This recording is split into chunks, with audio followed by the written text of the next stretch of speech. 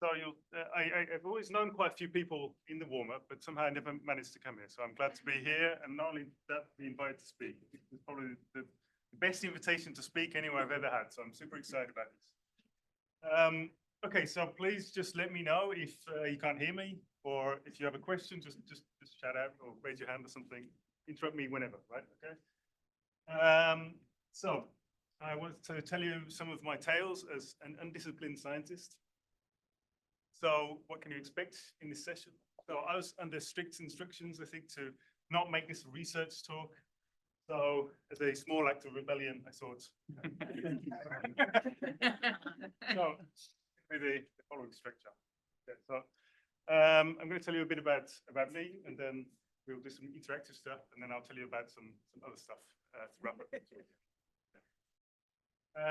Okay, let's see what's first. Okay, so the background, right? So background is going to be me. So let me tell you a bit about myself. So this morning already, some people were asking me what I was doing my PhD in. So I think this is probably good that I start with this sort of part. So why? So let's start with the obvious. I'm a network scientist, right? I do research in networks. And let me take you through sort of how I got here, right? So the path that I took, much like the speaker we had this morning. So I started off my journey doing a master's, so it's a sort of integrated undergraduate program to take you to master's in engineering in engineering mathematics at Bristol University. I chose that because it seemed like I could still do a bunch of different stuff because I didn't really know what I wanted to do. And then from there, once I got to the end, I left. I never had this idea of ever staying in academia. This was like never occurred to me. So I took a job in the aerospace and defense sector for BAE Systems, formerly British Aerospace, or as we like to call it, the evil bomb factory. So I got this job there. There was this advanced information processing department where they did all these sort of AI things. And I heard about this because of an alumni from my course who sort of said we're hiring, and then I applied through this. Right? So I applied for there, went there. It was a lot of fun. We did some interesting projects ranging from all sorts of things where we were doing sort of counter-terrorism for attacks on the European rail infrastructure to diagnosing faults of engineered vehicles, to robotics of how do unmanned vehicles communicate with each other. And detecting anomalies in maritime shipping. So from there, I worked there for 5 years, did all these different projects and things. And then during this time, they offered me the chance to do a PhD at UCL, so I'm not far away from here.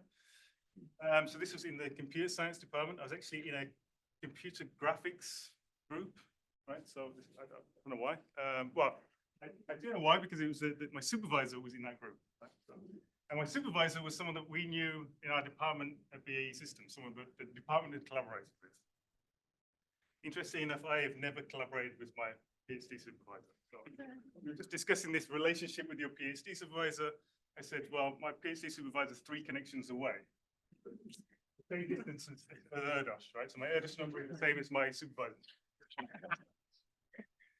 So I did this PhD in UCL. This is the way I started looking at networks, actually, right? So my PhD thesis was all about trying to predict the attributes of nodes in networks, doing some machine learning to do these predictions. And then as I was coming to the end of this, I took on a sort of part-time postdoc position in the geomatics department at UCL. So this was an interdisciplinary project working with the London police and some geographers and some criminologists. And we were looking at crime and policing and perceptions of the police, right? So this was a very interesting interdisciplinary project. It went very badly. So I wasn't there for very long. And then I moved to Colorado, to Boulder, Colorado, to work in the Papaya Frontiers Institute. My supervisor there, so I got this job, I got in a strange kind of way, right? So I was writing a paper for my thesis, and I saw someone else do this work where I saw, oh, they've got some interesting data sets and my method can do better than theirs, right? So I emailed the authors and I said, hey, could I get those data sets? And then some months later, I posted to the archive my attempt at solving this problem. And one of the professors got back in touch with me and said, oh, let's have a chat. I'm really excited about what you did there. And then said, oh, yes, my colleague in Colorado is looking for a postdoc. I think you'd be a good, and made this connection. So from Colorado, then I went on to Belgium. So from Belgium, it's quite a leap. So I wanted to come back to Europe after my postdoc in the US, and I met a professor at a workshop who said, "I'm looking for postdocs," and I said, "I'm looking for a postdoc position. Let's talk." And then I moved to Louvain in Brussels, in Belgium. Then from there, I was there for 5 years or something, I think, and doing postdocs. I had some very nice fellowships there. So the postdoc for quite a long time, but I had a lot of nice fellowships. So it was a nice life, actually. I mean, if I could go back and just progress as a postdoc, if only. So now I'm in Maastricht University in the DAD department, or Data Analytics and Digitalization. And I publish sometimes in physics journals, right? So something I wanted to point out here is that I'm doing, well, first of all, how I sort of moved from each of these positions, because this was, there's a strong network effect, I hope you see, right? So it's not that I just randomly chose some things, it was really some strong network effects. Importantly, look at all of these different all my affiliations have covered all of these sort of things. These sort of moments where people say, "Okay, so what's your background?" And I say, "Well, I don't know." So I came up with this idea that I must be an undisciplined scientist. Right? Yeah. Maybe you two are, right? You are also. Let's see. Okay, let's see. What's next? Okay, so in case you haven't read any of my papers, let me just sort of highlight my top three, let's say. This is not going to be about my research so much, but let me just briefly summarize. This first one is about how to interpret the clusters in your networks. The next one is how to understand if nodes connect to similar or dissimilar nodes. And the final one is telling you you're all doing it wrong. Yeah.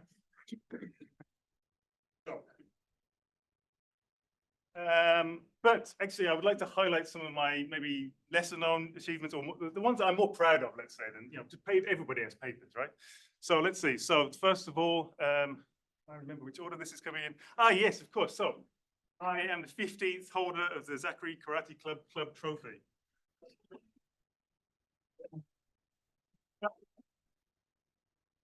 That was in Paris, whenever the Paris Nitsa was, 2018, I think.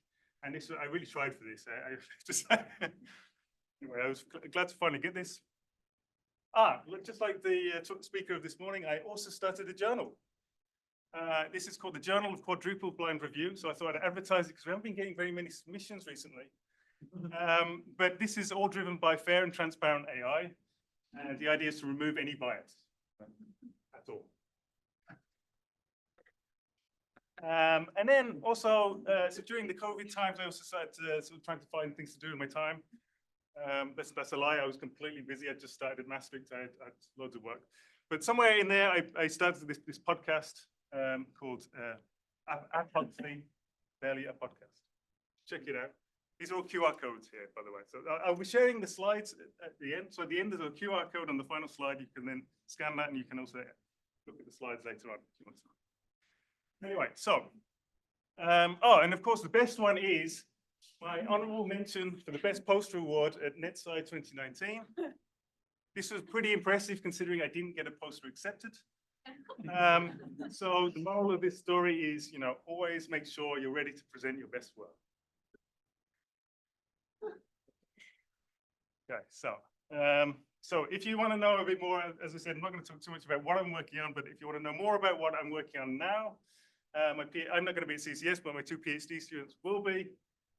Please go and see their talks. They'll be very excited, ask them lots of questions. They're really cool people. They're going to be talking about doing statistical inference of inferring side networks and detecting communities when we have very small minorities.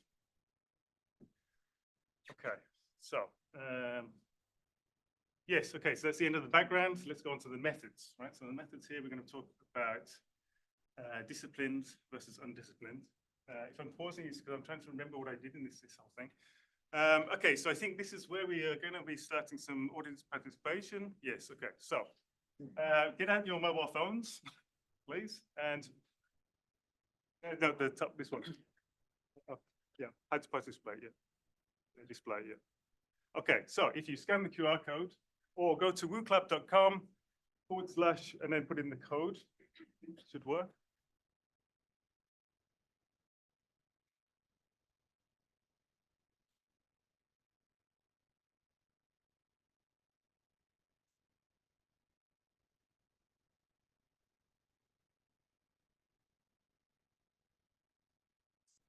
How many people are we here today, about? There is no poll? No, so we have a countdown here of how many people. Oh, okay, okay.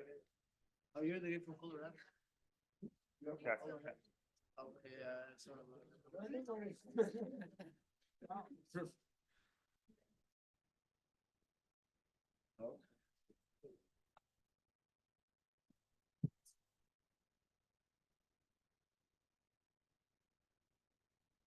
Okay, is anyone still trying to join?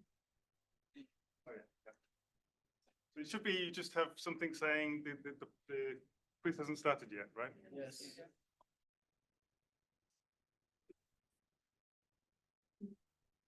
Okay, anyone still joining? Okay.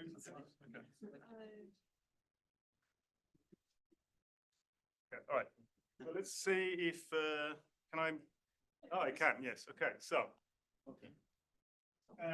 This is just a test to sort of see that it's working. And then also I get an idea of who's in the room.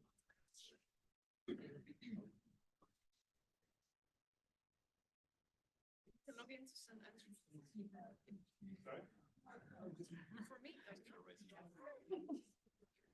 You go to this wooclap.com and type in this code, and it might.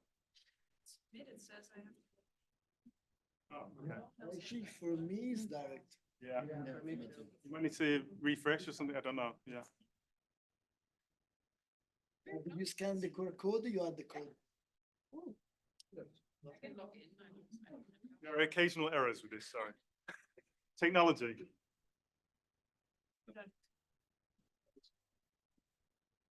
Okay, so just starting to have a look at this. Okay, so there's so there's a lot of first year PhD students declining a bit more, and quite a lot. Postdocs is the most. Okay, so there's a few something else.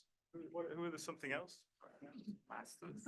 Okay, so you're faculty. Behind you there is, right? I mean, I think master students. Oh, okay. Good. Okay, so we have a few master students in here. Okay. Anything else? Anyone? Yeah. Okay, so let's go to the next question, right? So we're going to be talking all about disciplined or undisciplined. Oh, okay. Yes. Okay. So,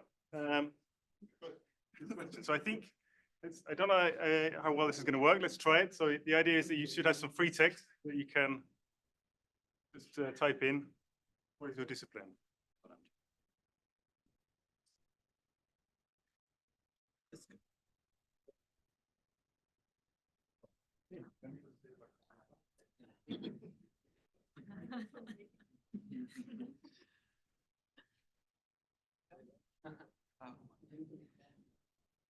Oh, yeah. Oh, cool. Okay, so hopefully network science. Okay. It's complicated. Waking up early. Sign, start.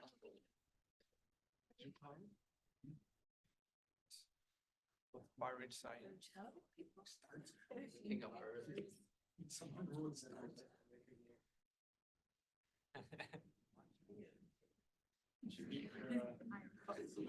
Still going?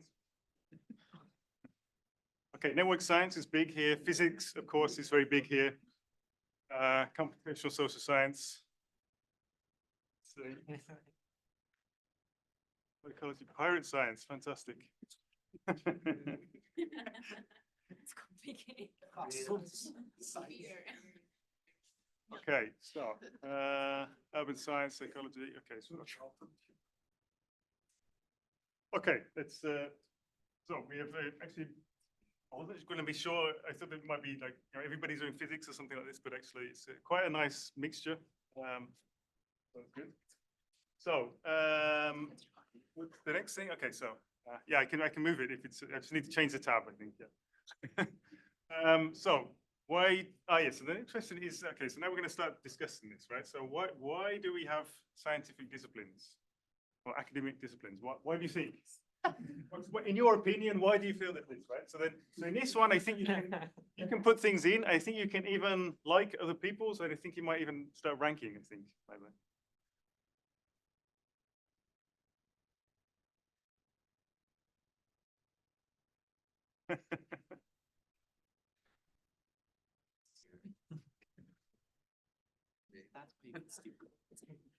It shows the ranking, yeah.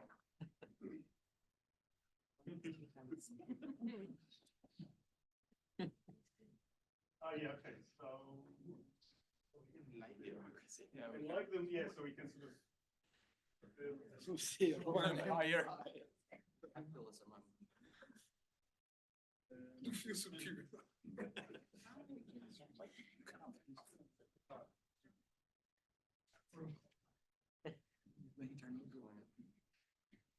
Some forms.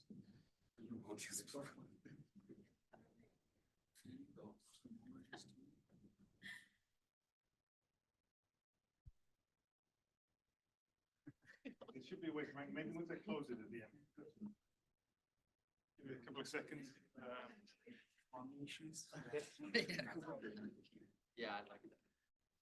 It's always risky doing these, Yeah. Opinions the other, let's go. We got stuck there with something. Then maybe we'll this.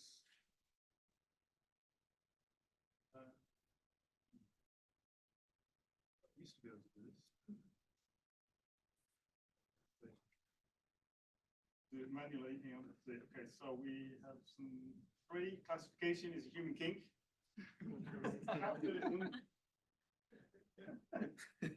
Simplifying by categorizing. Yeah, scientists like taxonomies, different systems and methods, the organization of science, bureaucracy, people like to define boundaries.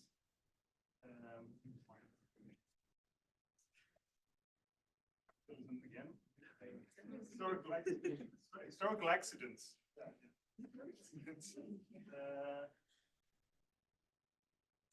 Okay, so does anyone want to expand on any of these? Capitalism, quite high. Is that what? Capitalism. What I mean, a few people like this, right? It even came up twice. So what? Sorry? You need to sponsor, so it's easier to label and there is easier. Yeah, sure. Yeah, indeed. Yeah, also I think it's more important. Yeah. So it's a way of sort of knowing where to put the money or how to organize. Yeah, and do you think here we've seen how to organize things, right? So organization, I guess, is an important thing. People like to classify things. I think it's also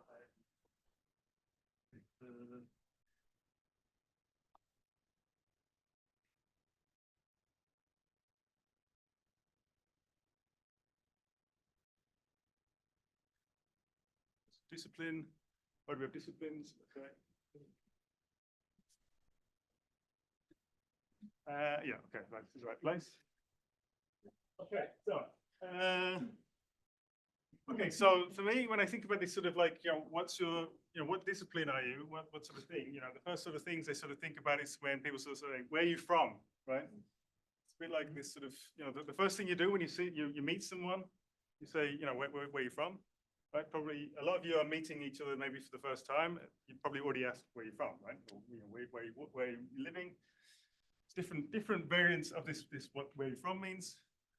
Here in the UK, so it's how many people are from the UK? living in the UK, maybe quite a few people, right? Okay, so probably you will have had one of these forms at some point, right? So quite a lot of, the British, we really like to put labels, very specific labels on everything, put everyone into bins.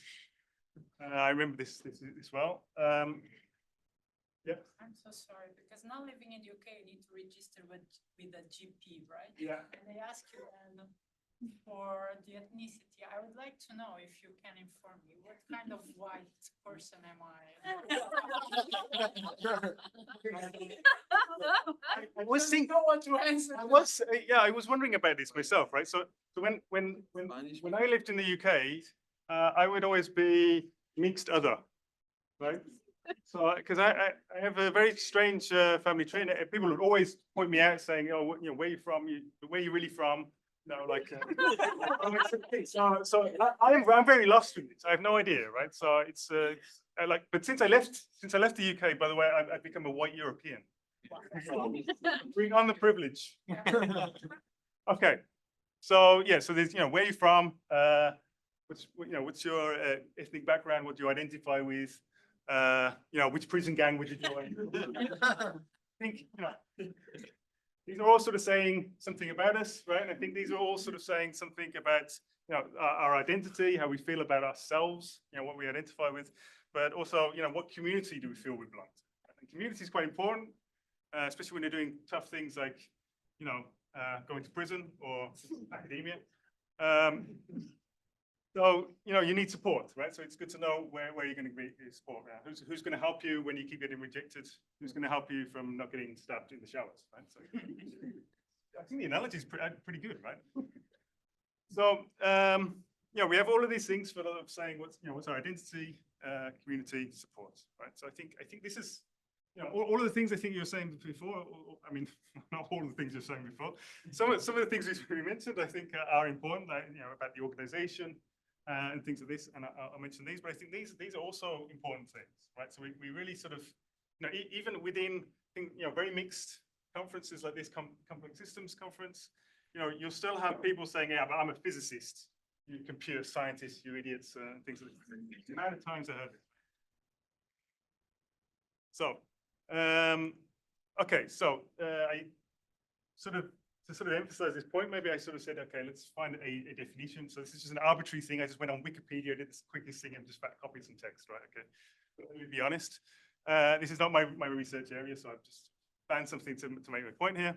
But let me highlight a few things here, right? So here we're sort of saying, this first point is that these disciplines are telling us about which journals we're going to publish in, right? So this is a bit like telling us, who we're going to communicate with, right? Because this is, the journals have a certain audience, right? So you read more certain journals than others, right? So this is a way of defining who you communicate with, right? So you'll write different ways, maybe for different journals. It's also saying things like here, it says, and the learned societies and academic departments or faculties, right? So this is then going on to this organizational aspect. It says determines how we organize, right? So this is important. I think, as we said already, funding is important, but also hiring. How do we find people for a position? We can't just say anybody, maybe we want a particular profile, and education, right? So we kind of feel like we need to organize things in order to provide a degree program, right? So we need to kind of combine these sort of things. So this organizational part is important. And then I think the final bit, it says, within colleges and universities, which their practitioners belong, right? So belong, again, right? This is now this idea of community, right? So where do we belong? Right? Where is our place in the world? So anyway, this is, all of these things, of course, are just my opinion, right? So, feel free to disagree. In fact, be great. Let's have an argument. Later over beer, sword fights, all this is great. Okay, so what's next? Okay, yes. Okay, so these are all the sort of reasons why we might want to do, why we might have these disciplines. Now we're going to, if you could switch over. Yeah. Okay. So then it should be also then what are the disadvantages to academia?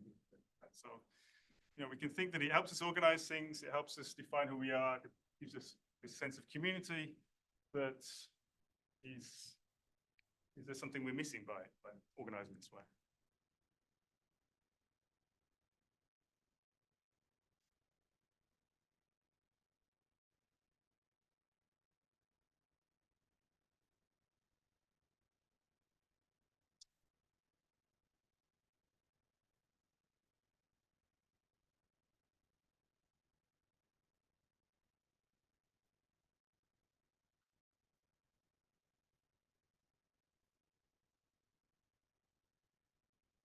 Okay, so I saw somewhere there, hard for collaboration. So why are academic disciplines hard for collaboration?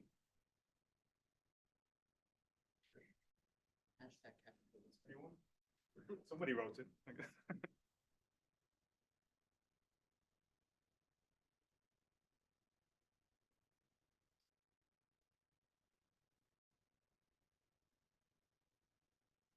Yeah. Okay. We all sort of stick to our respective disciplines, institutions, silos, whatever you want to call them. You could argue that there's sort of a loss in sort of serendipitous interaction, even like exchange of ideas becomes more difficult if you're sometimes literally physically confined to separate spaces. Right. Yeah. So you could be just segregated. There's no channels for communication, right? So somehow, right? Yeah. Anything else? We have problems to solve, so not this. We have problems to solve, not disciplines. Yeah, I love this answer. It's fantastic, right? You know, it's So maybe like usually the POVs of people tend to be POVs of very- people, yeah. tend to be aligned with their discipline. So it's harder to have like a different point of view or a different approach to something when we are all very clustered in different disciplines. So like maybe a physicist can use the point of view of a chemist over something. It's harder when we are very yeah, okay. distinctively confined. So we may not be able to see other points of view. Yeah, exactly. Okay. That can maybe help with like modeling or whatever, like doing an experiment, interpreting some data, etc. Yeah. There might be some useful skills there. Yeah. Yeah, maybe also to add to that, maybe perhaps if we all have the same background, the same training, maybe we're just all going to come up with the same solution, right? Then they're sort of exaggerating the point a bit, but if we all come up with the same thing, there's no creative. The different experiences we have, the things that we sort of build upon, right? Any other things? Oh yeah. I think science is getting bigger, more interdisciplinary. Yeah. Fields coming out, and so having distinct disciplines may misrepresent your research. So you may publish your work in journal X, while your research is more related to journal Y. Yeah, this is So so you might be you're publishing in the wrong place somehow. It's not Or- wrong, or but just- we yeah. don't have this right and wrong anymore. Yeah. So that's the thing. So how do you reach the right audience? But the audience is not necessarily. It's hard to find the right journal, actually. I think, right? So this is something that's come up a lot with interdisciplinary, especially right, because the interdisciplinary journals, things like Science and Nature and things like this, but not every paper can be a Science and Nature paper, right? But where do you go after that, right? I mean, +1, right? I guess. There should be. I feel like some more channels there, right? So we kind of we lose this a bit. Of course, on the other side of this, right? If we have lots of if you just publish everything in the same place, and it's hard to find things, right? So we of course lose these things. Can we back to the slides? Yeah. Okay. So in the paper I mentioned before, where I tell everybody they're doing it wrong, I have this. Yes. So we came from this perspective that we were sort of saying, okay, we were talking about some of the problems in network science where we sort of felt that something happened there. We felt that there was a disconnect between the theory and applications. We have people who were working on developing the theory of network science and people who were working more on the applied, right? So it's a simplification, but So it's a simplification, but the idea is that, you know, that these things are working somewhat in isolation. So on the theory side, people are saying, okay, I've developed a new method. What data can I, you know, after doing all that, spending months or years working on a new method, they go, okay, at the last point, okay, what data can I just bring in and just run my method to show it's awesome, right? On the other side, you know, maybe you have someone who's saying, I'm trying to solve this this problem within my domain. Which method can I just, you know, pick off the shelf and apply, right? But in actual fact, often we have to do something of both sides, right? This kind of tends to slow us down, right? Because this means that, you know, I'm trying to make an advancement in my field, but in order to do that, I kind of need something that doesn't already exist there. And so you either have to make a choice of like sacrificing doing things well, or, you know, spending longer, right? And then, you know, we have the problems where there's more and more pressure to produce results. And so there's more and more pressure to not spend that time and not do invest in these sort of collaborations. Okay, so sort of update this in, you know, in terms of, you know, abstraction to different disciplines, right? So each side's thinking, how do I sort of progress my field? So, you know, and, you know, I think some of the examples, well, yeah, some of the problems here is that, you know, maybe all the interesting problems are actually in between, right? So we're putting all these walls, and we're working in these areas, but, you know, it's this whole sort of like, you know, looking under the spotlight, but everything else is, you know, outside of this, right? So all the interesting problems is just maybe just in between. Okay, so then, you know, so for example, you know, maybe you could have, sometimes we have different disciplines working on different things where eventually they end up being quite similar, right? For example, right? The Schelling model, icing models, there's some correspondence between these, so I understand. And so, you know, this sort of lack of communication, but it means there's a lot of redundancy. We could save ourselves time potentially, right? If we could be able to communicate these things better, right? On another side of things, maybe, you know, there are some interesting ideas where, you know, maybe, you know, I can get two different things together and come up with some wild new things like controlling people's minds. There's someone here who has the control fetish. Who is it? So it's from this morning. Ah, yeah, there you are. Yeah, okay. So I'm not here to kink shame. It's all right.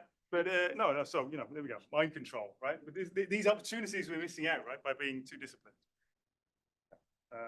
I'm joking, of course. So, okay, so talking of jokes, it used to be that, you know, because as I said, I used to be sort of, it's been a long time that I've been in academia now, but I still, I'm not only just now figuring out that actually I've spent more time in academia than not. But for a long time, I really felt like I was not really an academic. And so I would always joke, what do you call an interdisciplinary project outside of academia, right? Yeah. The projects, right? So consider, right? So all of these sort of everyday items that you have, right? So think about like your mobile phone, right? So we all have these mobile phones. This company, you know, like Samsung or Apple or whatever, they sort of say, okay, you know what? Let's do this crazy thing. Let's build an innovative idea of interdisciplinary team and make a mobile phone, right? No, they just say, okay, we need to make a new mobile phone. We'll need some designers, some software engineers, some hardware people, some UX people, and all these sort of things, right? And they put them together and they produce the outcome, right? Okay, that's not always the case, right? So, I mean, and again, I'm simplifying things, and I sort of think, okay, I think there are some analogies here to be made outside of academia. So I found this nice example. So continuing the mobile phone, let's say we take a nice mobile phone company who has lots of experience in making mobile phones. We take a well-known battery provider, and we combine them, and we should get a super phone that can last forever. That nobody wants to buy. So, you know, this is a real thing, right? So this is you know, these things happen. So as much as I like to joke about academics being terrible at cross-disciplinary things, I think this exists whenever we have these sort of things. Okay, so that's the final time to switch over to the, I think it's the final one. Oh yeah, there we go. So why is this so hard? Right? What is? Working across disciplines.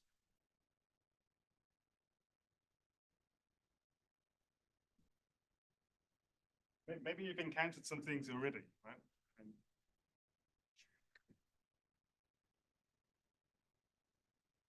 Or speculated, so.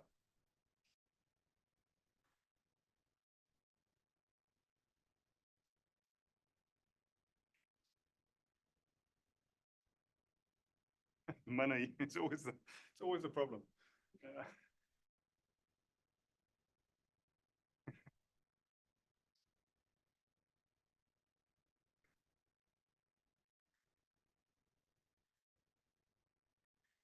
Okay, does anyone want to add anything to these ideas that are coming up? You see something that inspires you here? Language? I think that language, maybe? I don't know.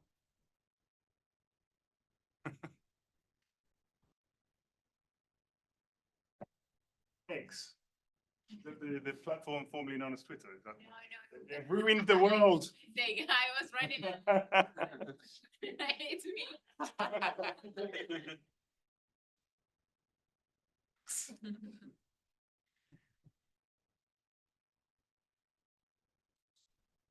So a lack of system agnostic thinking.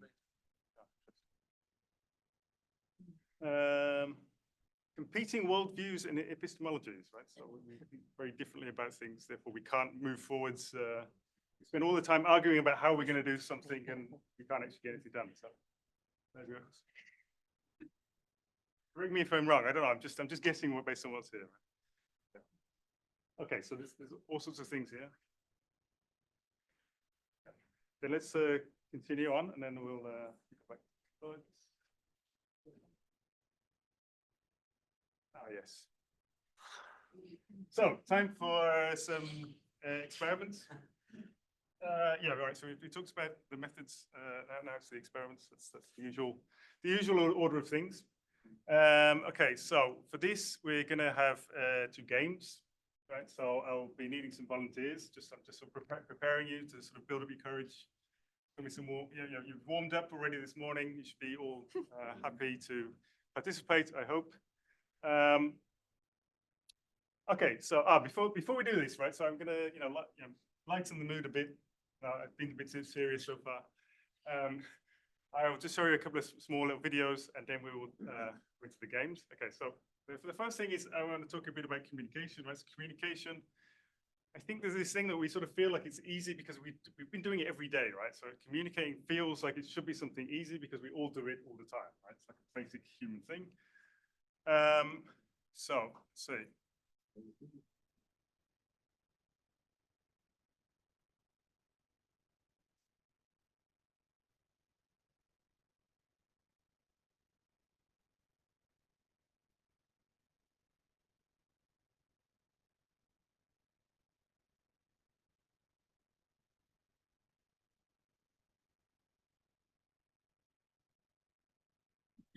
Okay, has anyone seen this before?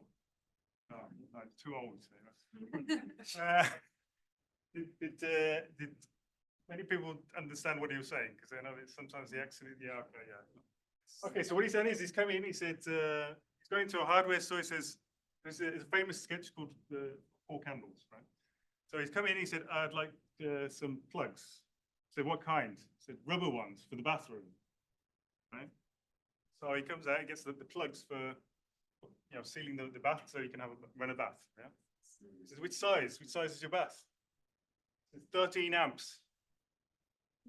Talking about he wants the plugs, right? So this is a whole sketch. You should look at it. The 2 Ronnies, 4 candles. The 4 candles because the first thing he asked for is can I have 4 candles? So he comes out, he gives him four candles. You light, 4 candles, right? So it's this whole thing of playing with these sort of things, right? So this is something that happens a lot when we're working across disciplines, right? So often we have the same term, or in this case, things that sound the same, but actually they mean very different things, right? Okay. To make the next point, yes, I like this one.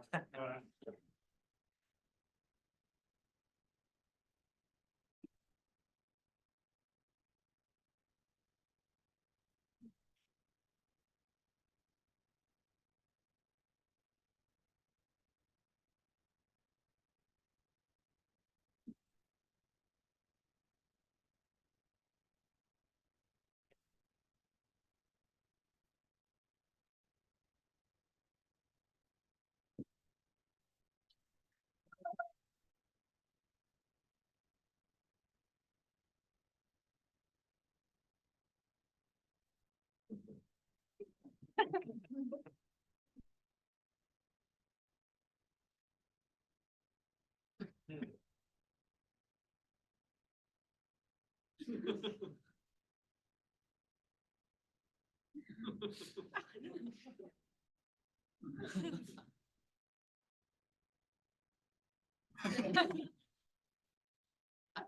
so, has anyone seen this one before?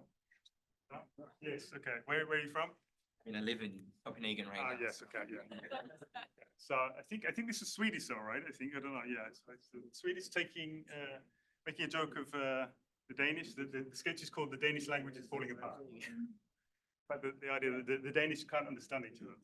Yeah, so. The point I wanted to make here, of course, is that when interacting with different disciplines, we might not know the correct term to use, right? So actually, you go in there, you're surrounded by a bunch of experts who are now optimized for talking in full of jargon, and then suddenly you enter the room saying, I can help you, and then you have no idea what they're talking about. So it's like, yeah, that's great. Here's my community detection algorithm. Okay, cool. So this is another challenge that we face when we're working as discipline. Okay, so I wanted to, so we've done the background, the methods, the experiments. Now let's look at some case studies, right? So I want to give you some examples of some interdisciplinary projects of some sort. And there are three of them, right? So the first one is going to be drunk game theory, right? So based on where the level of where you were, I think in your PhDs and your career, probably you were not at the, I think, 2016 or something like this, 2018 or something, where actually the warm-up, I think my colleague Alberto actually presented this, this project. So I'm not going to present the project, but I just wanted to tell you a bit about this, right? So this was a project, so we went to the Santa Fe Institute's Complex Systems Summer School, right? So if you want to get something creative, put a bunch of complex system scientists in the desert for a month and see what happens, right? So what happened with us is we said, okay, we have a bunch of us, we all kind of different disciplines, right? So there's my colleague here is an astrobiologist. I think we have two physicists, a mathematician working in game theory, and me, right? And then, you know, we sort of came up with this idea of like, what would drunk game theory be, right? What would that look like, right? So the first thing we thought about, right, so if you're not aware of this summer school, sorry, just the context, the idea is that you form groups, so there are some lectures and things like this, but you form groups and you should start doing a sort of interdisciplinary research project that you start over that month. And then you submit a report at the end, and then it's up to you if you want to continue it onto a paper. Right? So the first thing we did was make sure we had the correct research materials. So we took our meager funding allowance, see what we have, and bought some beers to set the right experiments. And then, you know, each night we would be working on this project. Right? We didn't mention this during the day for some reason. I don't know. Anyway, so this was, you know, some examples of us throughout this, you know, this month. We would just be there, sort of, you know, having a beer, doing this sort of, trying to work out what is drunk game theory.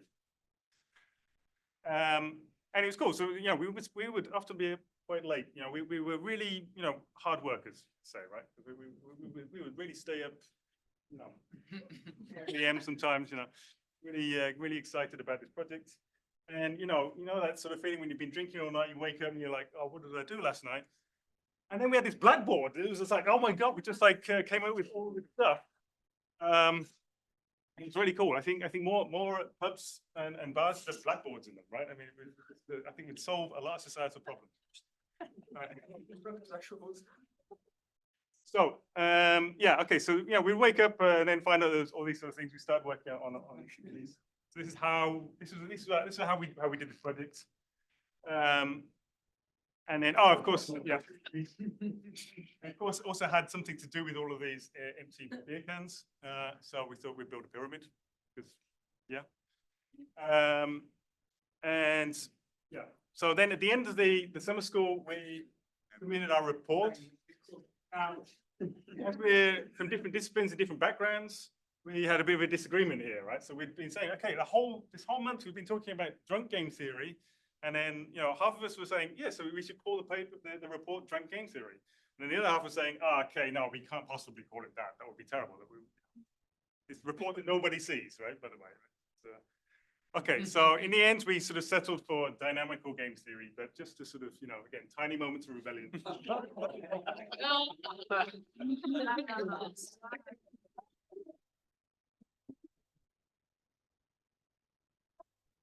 Yeah. Okay. So anyway, so this was the report. So like a couple of months after the summer school, you have to submit this report, right? To follow up with this. But you know, we continued, right? We took this a bit further, and you know, 5 years later, 15 institutional affiliations between us passed during this time, right? So it was like 3 on average we had over this 5-year period. And of course, countless beers. We met up at like every possible opportunity. I'm going to talk about one of those opportunities in a moment. But you know, every workshop and you know, moment that we had that we were together, or at least part of the team was together, we would start trying to like push this a bit further forwards. But of course, we had all our other sort of PhD and postdoc lives to get on with. So this obviously took a lot of time. We're not in the same place very often, so it was hard going. Right. So, but we managed to get there. In the end, we published in PRE. This nice paper. You can find the paper with the QR code. And what we found was we found that the basic idea was this premise, right? So what we came up with was the pub dilemma, right? So in the pub dilemma, 2 individuals approach the bar of a busy pub. To receive their drinks efficiently, they decide to combine their orders, but do not discuss who will make the order and settle the bill. Right? Both individuals attract the attention of 2 different bartenders at the same time. And therefore, they're not able to communicate to each other, and so therefore they have a decision to make independently of each other. Do I cooperate and buy a round of beers, or do I defect and hope that the other person buys a round of beers? Right? So, okay, this seems like a sort of fairly standard sort of 2-player game, but the point is that at the end of each round, they get to drink some beer, right? So drinking the beer changes their perception of the rewards, right? So depending on how much beer they've been drinking, their alpha level, as we would call it, would tend to go up, signifying that they are more drunk, right? And the alpha is telling us the probability that we will perceive the rewards according to a different set of payoffs, right? Because we're drunk, right? So what we were basically doing was coupling 2 games where there's one set of payoff matrices and another set of payoff matrices. And depending on what has happened in the previous rounds, you would experience slightly different things. So I might be experiencing a different set of payoffs to you if we are playing together.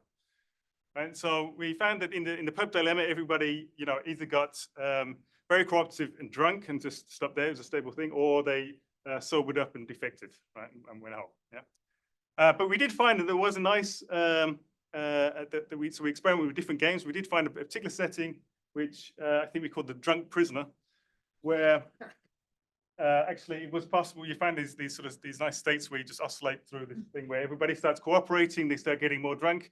As they get more drunk, they cooperate less, and because they're cooperating less, they start sobering up. Right, it's just this endless cycle of getting drunk and sobering up. It really felt like our project. It's a nice way to end it, I think. And then, in case you're wondering what happened to all the beer cans.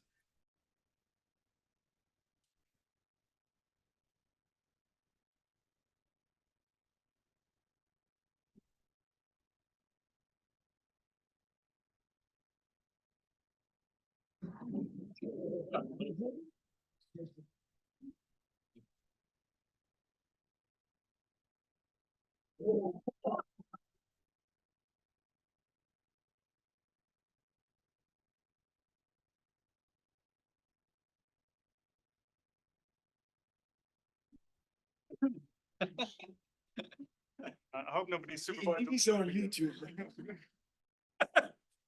It's unlisted. Yes, there's probably a few supervisors in there by now, I think. All grown up, right? This is 10 years ago. Okay, so, okay, case study number 2, right, is the winter workshop on complex systems. So who here has heard of the winter workshop on complex systems?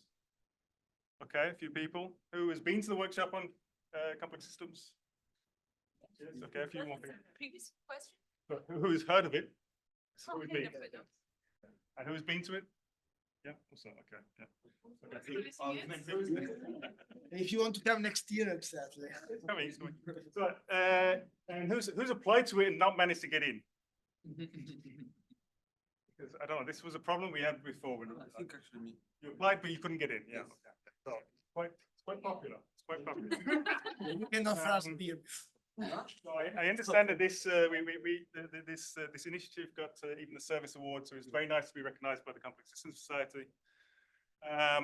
But so some of you have heard of this. This is I'm going to tell you a bit about it and how it started. But what you might not know is that originally we were going to call it the Pirate Workshop. Right, okay, and this was going to stand for the Periodic Interdisciplinary Research Assembly through Europe. This is our recruitment flyer. That bit's a lie. But honestly, this was really called unofficially the Pirate Workshop for a while. If you don't believe me, here are the emails where we were talking about it, right? So we had the first one in 2015, right after the summer school, right? So we had such a good time drinking and doing science together that we decided to do this.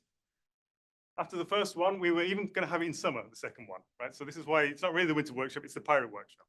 Okay? But you'll see here that in two of these emails, one inviting, one discussing about these sort of things, that we started calling it this, right? So just a little bit of inside information there. So let me tell you about how it was. So as I said, a few of us have been at the 2014 Santa Fe Summer School. We said, okay, many of us were from Europe. We'd like to get together again. Let's organize an event, an excuse to get together, drink more beer and do more science, right? So my colleague and collaborator from the Drunk Game Theory project, Lewis, and his then girlfriend, Jelena, decided to put this together. And it was just we just invited our friends, right? We just said, okay, we're going to invite our friends, come together and have this workshop. They put on this website and a little registration form, and then some other people registered. And it was a bit like, okay, so what do we do? I mean, well, we accept them. We're nice people, I guess.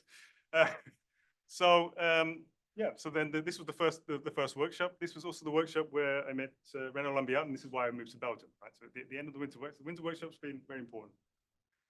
So this was the beginning. Then over some time, as you said, it sort of started off as just an excuse for friends to get together. Accidentally became this other workshop, where it was designed. We sort of built it around these sort of principles to be for early career researchers by early career researchers, right? So you know your needs better than anyone else, I expect, and so therefore it should be low cost, because in case your supervisor doesn't support this, for example, then maybe you can self-fund.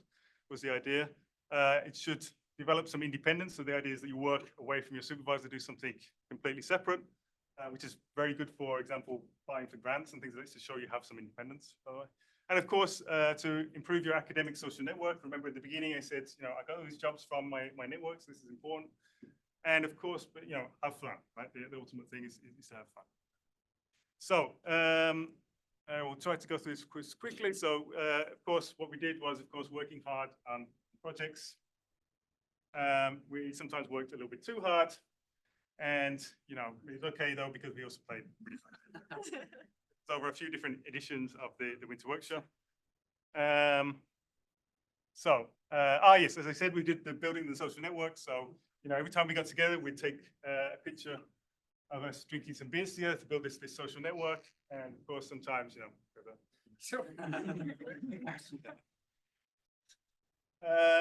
okay, so if you've never been to the winter workshop, as I said, the organizers are here. Talk to them. I'm not involved in this anymore, so I can't really give you any more information than this. I can just tell you about some old stories. But check out the 2025 edition. It's going to be great, I'm sure. If you've never, if you have been to the winter workshop, then you should also think about contributing and organizing one, right? So we need this to keep going. This was a life-changing event for Matteo Ginali, who I convened to organize. Okay, so then we're on to the final case study, which is data beers. Okay, who has heard of data beers? I think a few people, right? So this is a global phenomenon, I think, at this point. So the concept is to get people together who like data and/or beers. It's a free public event, right? So anyone can join. They just need to sign up. We have you normally have a beer, right, which is also free, right? At the beginning of the event, you sit down, you have a number of speakers. They give you this Pecha Kucha style. We can't say Pecha Kucha for reasons. There should be, but these should be accessible talks, right? So they're normally like 7 minutes, no code, no formulas, no advertising, just focusing on a little data story. Then we'd often sort of open the floor to people to then ask questions. who are nicely lubricated with a few beers, so they are feeling open to ask us questions. Right? And then, of course, we go to network a bit after that. So as I said, it's a global phenomenon. There's a whole bunch of these. This is way out of date. I think there's probably a whole bunch more than this. This was just when I was last involved in this. How we got started. So this is Jelena again. So me and Jelena we got to know each other. I'd moved to Belgium by now through the winter workshop things, and we were hanging out having some beers.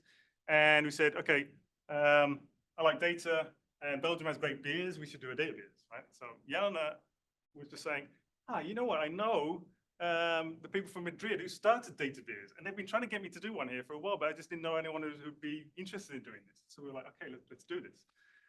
And yeah, and then we started doing this. We started it was at the VUB University in Brussels, and then we moved to the Muntpunt Library, so it's the central library in the center of Brussels. And you know, it became really popular, right? So of course it's free, so that certainly helps. But we had, I think, about 80 places. For you know, the library was quite nice because the guy just said, "I really like that people are drinking beers in here. I'll give you the room for free." So we got the place for free. We managed to sometimes get a deal with the brewery to get some slightly discounts on the beers, and then we have sponsors to cover the rest of the car. Right? So this ended up being quite popular. After a couple of editions of this, we ended up with a waiting list often twice as long as the actual place that we had, right? Which was a bit of a problem, right? So, but anyway, it was very popular. Oh yeah, so this is.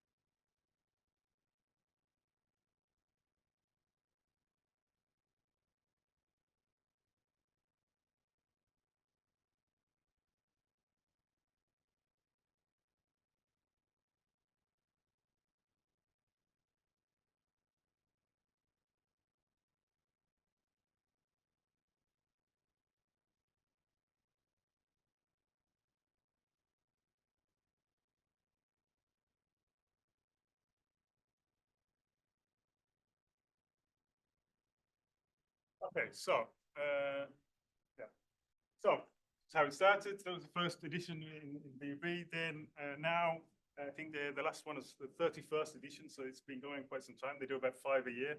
Again, this is another thing that I'm no longer involved in, as I left Brussels and now live in Maastricht. But it's still going strong. So if you happen to find yourself in Brussels, check out the website. There's 5 a year. There's a chance that maybe there's one going on. I think there's a special bonus for Complex Systems Society to get in, right? Okay, so let's. I've given you the case studies. Let's sort of start to wrap up. So we have the conclusion and then the limitations, future work to cover, right? 2 more sections. Nearly there. Okay, so what's the take-home message here? Why have I been telling you about these 3 case studies? What's the common theme, right? Okay, so you might think it is just to drink more beer.